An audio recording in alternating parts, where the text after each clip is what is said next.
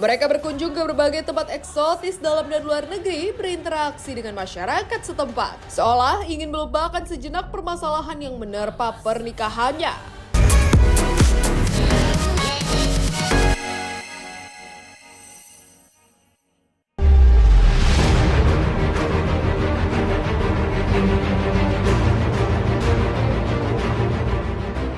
Berita para selebritis di media sosial tak kalah menyita perhatian warganet, bahkan sampai menjadi sorotan karena viral. Berikut kisah-kisahnya.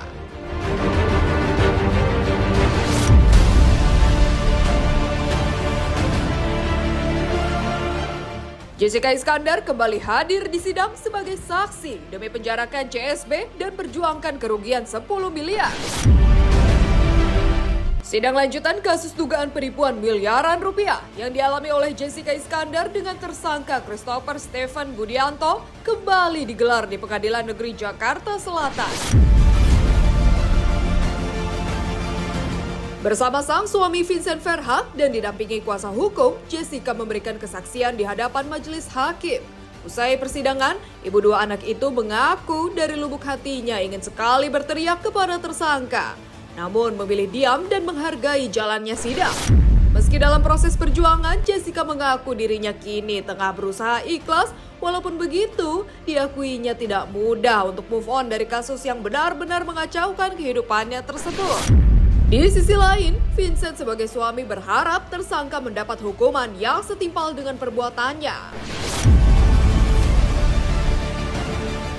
Saat menyerahkan BPKB tersebut, kan ada kwitansi serah terima BPKB dengan orang yang mengambil BPKB tersebut. Apakah saudara saksi ingat atau tahu bahwa BPKB tersebut sampai ke tangan saya pada saat diterima oleh orang yang mengambil di rumah saudara saksi? Iya, saya sudah sampai di Stephen karena Stephen bilang sama saya BPKB sudah diterima. Bersyukur sih, seenggaknya aku bisa memberikan unek-unek aku gitu di depan yang mulia majelis hakim, karena terus terang ini udah berlarut-larut mengganggu kehidupan aku, mentalku, keluargaku, kesehatanku. Jadi mudah-mudahan ini bisa cepat selesai, mendapatkan keadilan seadil-adilnya supaya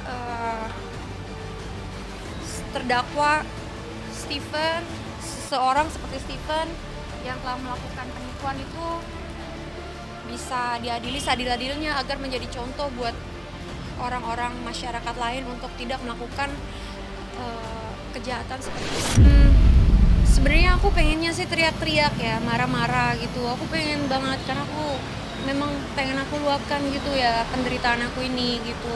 Cuma ya aku juga menghormati jalannya persidangan, yang mulia majelis hakim juga sangat aku hormati, jadi ya aku menahan emosi untuk move on, ikhlas. Tapi ya pasti ini berat lah buat aku karena ini nominalnya nggak kecil. Aku tuh kerja dari pagi sampai pagi dari umur 16 tahun, ngumpulin uang buat anak-anak, buat orang tua, tapi hilang begitu aja. Itu kan rasanya ngenes banget ya. Aku mah udah ikhlas sekarang, ya semoga dia dapat hukuman sesuai dengan apa yang dia memang harus ya dapat lah, sesuai dengan apa yang dia berbuat dan juga bertanggung jawab. Itu saja sih yang saya minta.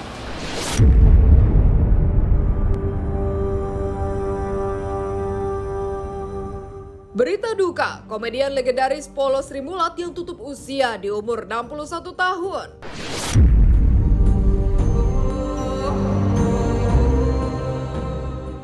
Kabar duka datang dari dunia komedi tanah air. Barata Nugraha atau yang akrab dikenal sebagai Polo Srimulat meninggal dunia pada Rabu 6 Maret 2024 kemarin. Mendiang sebelumnya sempat dirawat ICU karena mengeluhkan sesak nafas akibat penyakit paru-paru yang sudah beberapa tahun dialaminya. Namun takdir Tuhan berkata lain. Polo menghembuskan nafas terakhirnya di usia 61 tahun. Duka atas kepergiannya tak hanya dirasakan oleh keluarga namun juga para rekan selebriti. Beberapa dari mereka bahkan sampai tak kuasa menahan air mata karena kehilangan sosok komedian yang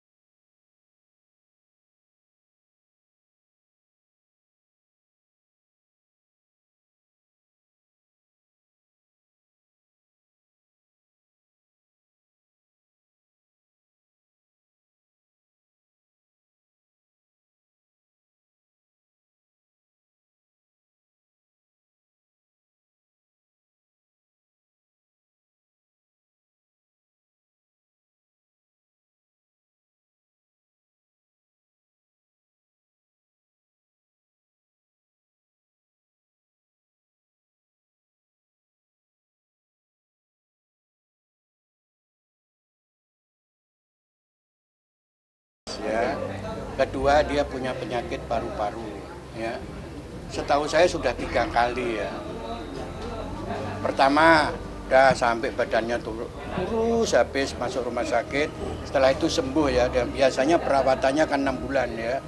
Nah, setelah itu udah sembuh, sehat kembali. Beberapa tahun kemudian kambuh lagi ya guys ya. Iya. Nah, kambuh lagi, masuk rumah sakit lagi, sembuh lagi. Nah ini yang terakhir kambuh ini nggak sembuh-sembuh. Itu makin berat gini saya gitu.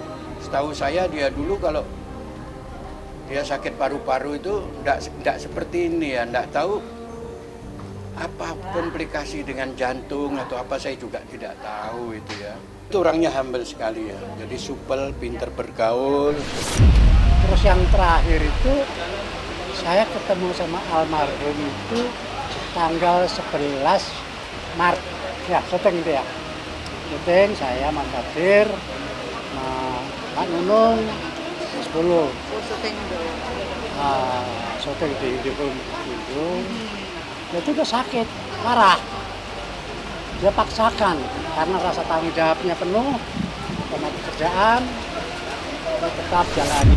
Sangat mengagetkan karena kemarin saya masih WA, pagi-pagi dia juga selalu membalas. Kami udah tiap pagi, selamat pagi, Mas Polo, orang yang sangat religius, selalu mengirim ayat-ayat buat saya. Saya sangat berduka. Dan kalau tadi ada yang bilang mungkin firasat, mungkin benar. Saya masih punya bukti chattingan saya terakhir sama Mas Polo. Saya tuh dimimpiin sama Mas Polo. Saya tanya, Mas, pokoknya baik-baik aja Mas. Terus dia kasih tahu dia baru keluar dari rumah sakit.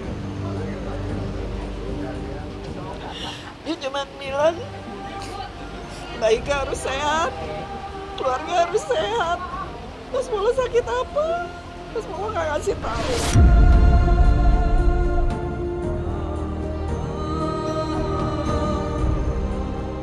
Kita sebagai senior kita juga memberi hal-hal yang baik kalau dalam dunia komedi. Dan Bapak sering kerja bareng juga zaman-zaman di sinetron sama Pak Dipolo, kerja bareng, orangnya baik, itu kooperatif. Ya mudah-mudahan dengan kepergian ini pembelajaran juga buat kita, biar kita bisa menjaga kesehatan lebih baik, ya kan, menjaga waktu. Kedua, mudah-mudahan Mas Polo ditempatkan di tempat yang paling indah, ya kan. Terima kasih buat orang-orang yang selama ini sudah baik sama bapak saya. Terima kasih orang baik, terima kasih semuanya.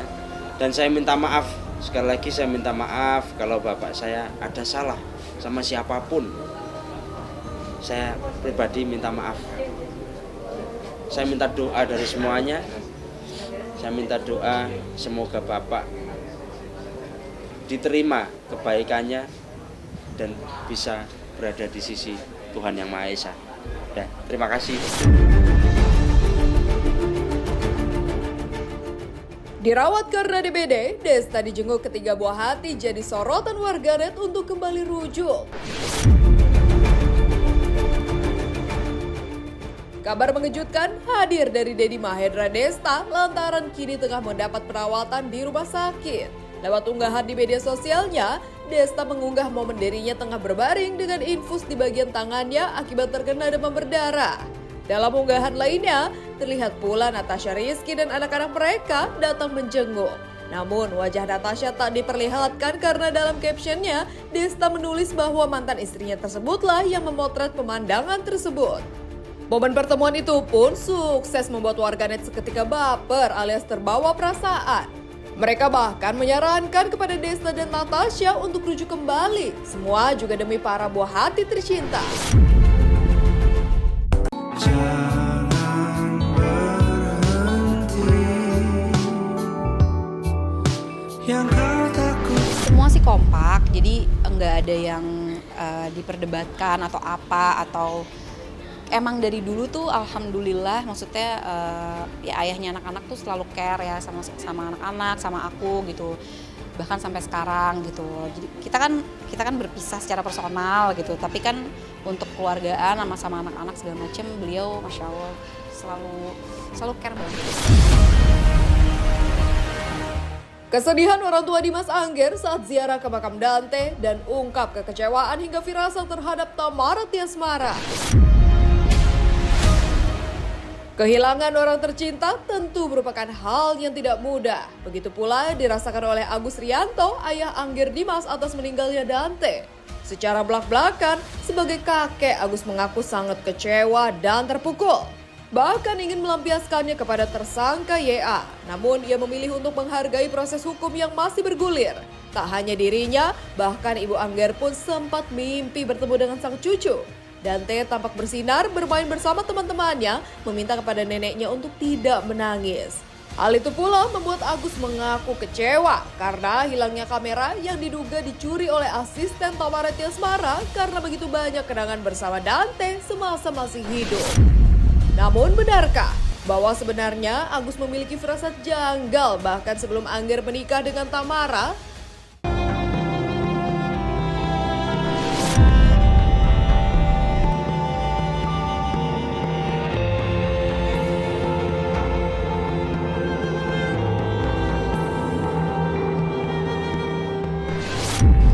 Pengen istilahnya tuh melampiaskan, tapi ya ini kan ada jalur hukum, makanya saya hargai teman-teman, saya apresiasi lah petugas kepolisian dan jajarannya lah pokoknya. Mas, besar Mas, karena itu nyawa cucu saya Mas, nyawa anaknya Angger. Ini saya flashback lagi ya mohon maaf ya. Ini saya akan cerita yang sebenarnya, saksinya itu ibunya. Nggak tahu waktu itu apa, ini di jalan ceritanya waktu mereka pacaran. Faktanya karena ibunya masih ada. Dia ngejar ibunya. Ibu di mana? Di telepon. Ibu lagi di Kemang Village. Kenapa, Ra? Ibu aku mau nyusul.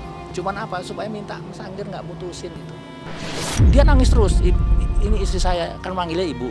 Nangis terus tiba-tiba tuh Dante tuh di mimpinya tuh datang main pedang-pedangan biasa kalau dengan saya kan.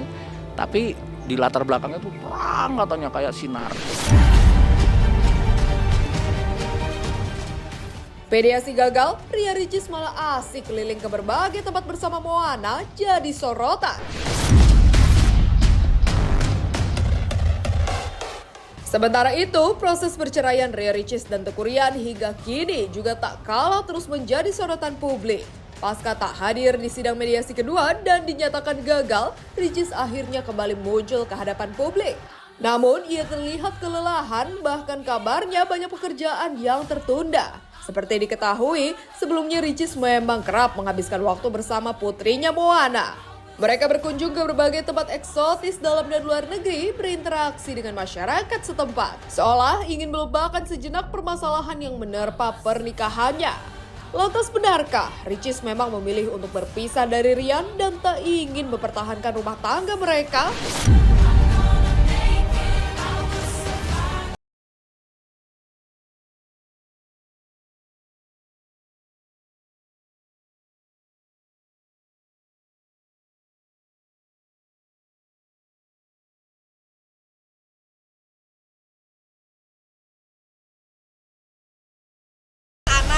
Aku juga lagi kurang sehat, jadi emang habis ini mau pulang lagi ngurus anak lagi. Jadi bukan pertama kali, emang pekerjaan lagi ditunda-tunda sedikit karena ngurus anak.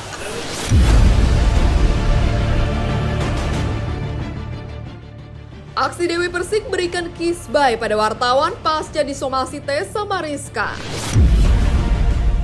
Pasca mendapat somasi terbuka dari Tessa Mariska terkait dugaan pencemaran nama baik terhadap Ibu Persik, Dewi Persik memberikan tanggapan yang mengejutkan. Berbeda dari biasanya yang selalu mengkonfrontir, apalagi saat siaran langsung di media sosial, kali ini wanita yang akrab disapa DP itu tidak memberikan tanggapan. Saat ditemui awak media, ia terus berjalan sambil melempar senyum dan melemparkan kecupan seraya masuk ke dalam mobilnya. Di sisi lain, Tessa didampingi kuasa hukumnya sempat mengutarakan bahwa akan mengambil langkah tegas jika DP tidak memberikan klarifikasi serta permintaan maafnya. Lantas, akankah permasalahan tersebut akan bergulir ke ranah hukum karena DP tidak memberikan jawaban atas somasi sebelumnya?